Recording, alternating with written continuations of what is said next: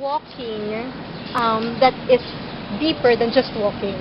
There's something about prayer walking that says, Lord, this is part of your kingdom. This place is your territory, and we are putting down a flag.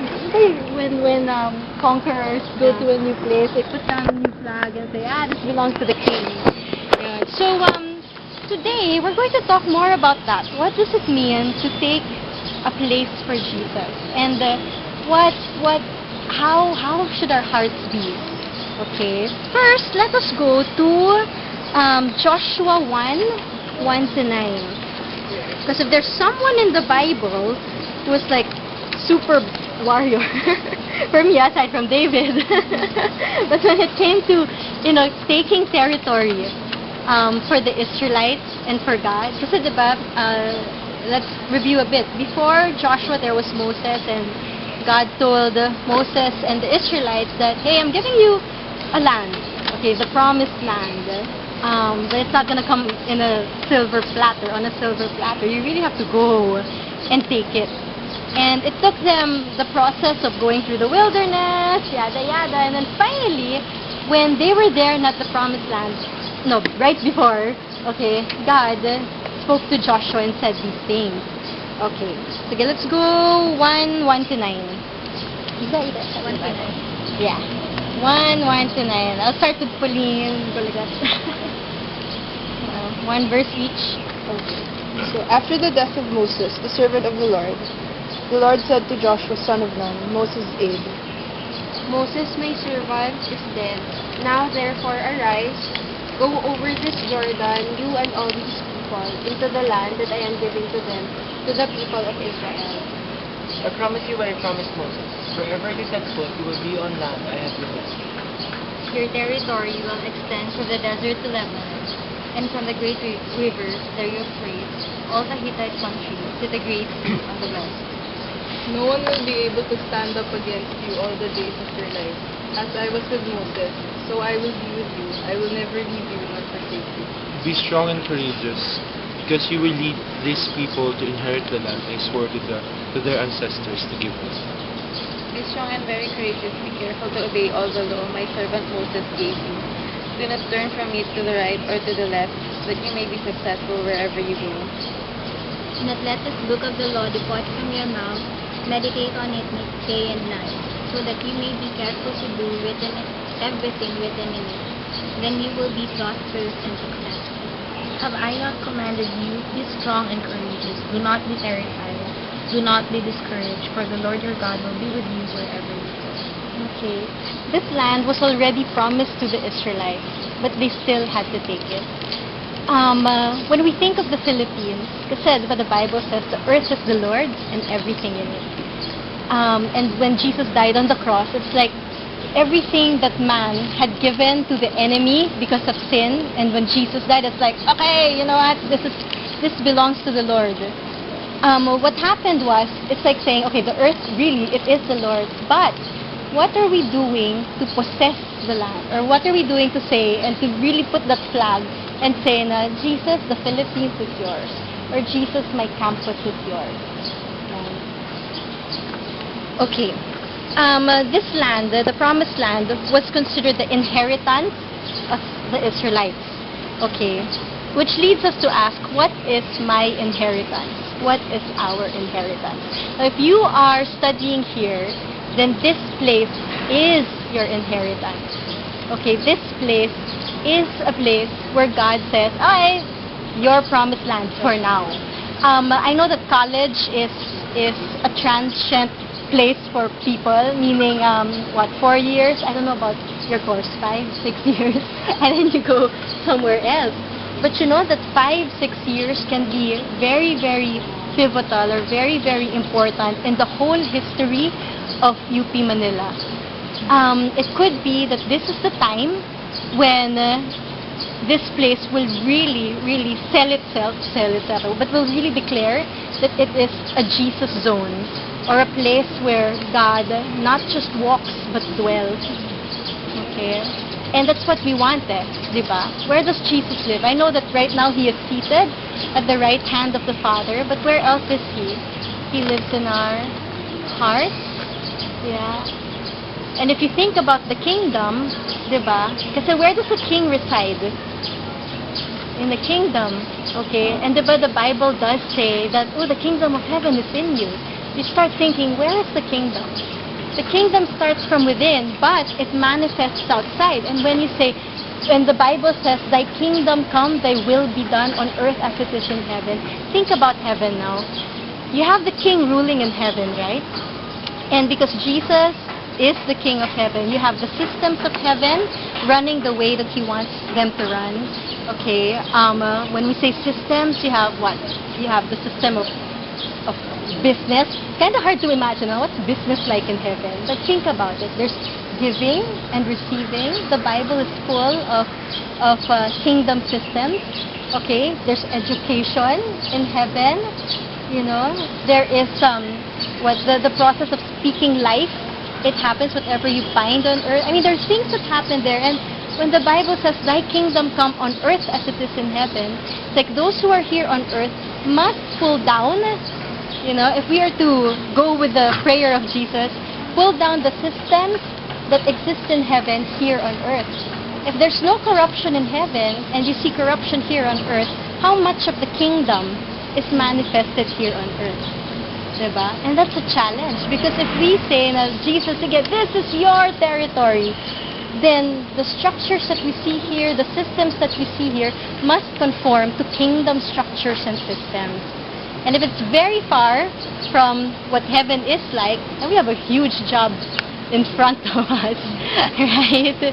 So you can look at the way your school is run. You know, is there a lot of rampant cheating?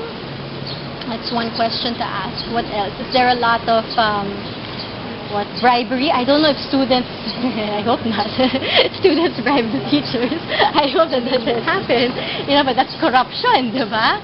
So when you see these things happening, it's like, okay, Lord, this place is not yet totally under your lordship. But God, would you be Lord of this place? Would you be Lord of this school, Lord of the systems, Lord of how we practice things? Okay, so anyway, Psalm 16, 5-6, if you can go there.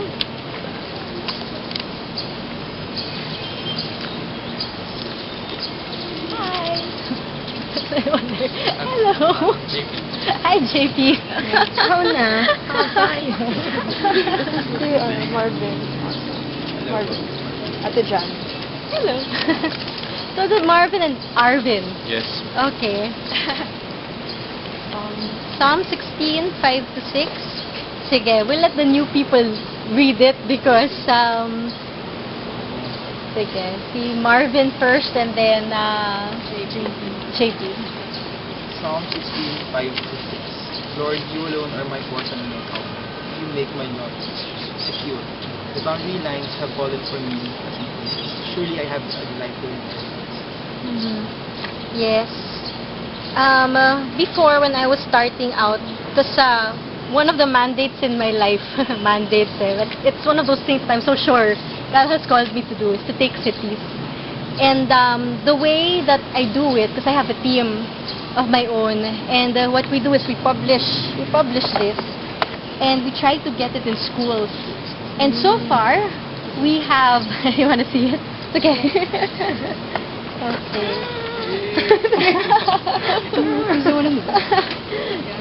Yeah. Becca Music is one of our advertisers. You can open it. I have a lot here, actually. But you can open. You can open. And part of the things that I am called to do is to penetrate the education system. So right now we're working on a deal to get the magazine in all of the schools in Makati. So you can pray for that. But anyway, when it talks about our inheritance and our boundary lines, you can start with where you are. So if you are here in UP, right away, it's like, okay, this is my line. This is where my inheritance is. And that's not anymore a question. Like, if you ask God, Lord, what are my boundary lines? Like, where is my inheritance? Okay, you can be like Abraham kasi, and like Joshua, and say, sige Lord, di ba si Abraham, same promise eh. If God told Joshua, Everywhere your foot steps on, that's your land. The same thing he said to Abraham, eh? Everywhere your foot steps on, that is yours. So, if every day, in 1 week, you walk this place, you know, kahit ikaw lang, you can say really quietly, this place is the Lord. You know? Like, everywhere my foot steps on, this is Jesus. You know? It's, in a way, I'm like, I'm like this, I'm passionate. So, and I do it in hospitals. With One Voice kasi, we do a lot of outreaches. And one of the things we did was before we penetrated the hospital, and this is like talagang bedside sharing. But before we did that, we did a prayer walk, me and the team. And so we were like, Lord, this hospital is yours. Every patient. And, you know, it's because there are declarations when you, but there's life and death in the tongue. Yeah, and whatever you bind is bound, whatever is loose is loose. And if you lose, for example, truth in a place, or if you lose life in a place, you have to believe that everything that comes out of your mouth will have power. You know, even scientifically, there's this Japanese guy, I'm forgetting his name. You know this one? I saw the documentary. Okay, okay. So anyway, he made the study. He got water from a ditch. And he got ordinary water, as in like from a bottle. And then water from a rushing river.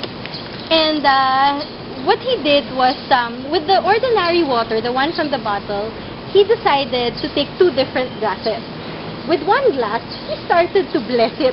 You know, like, oh, you are a very good glass of water. It was so nice. Like, you will nourish my body. Okay. But with the other one, he decided to be really horrible with it. Toot, toot, toot, toot, toot. You know, like evil words. Just to test, you know, will something happen to the molecules of the water? And after he did that, so he got his microscope and he looked at the molecules. He found out that the water that he blessed, the molecules of it were similar to the water from the rushing river. Okay?